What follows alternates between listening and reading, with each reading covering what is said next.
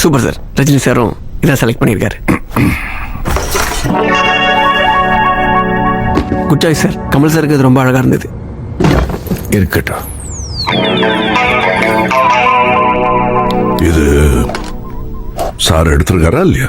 இல்லை சார், இது சார் எடுக்கல. இது அது ஆல்ரெடி சார் எடுத்து கட்டிட்டார் சார்.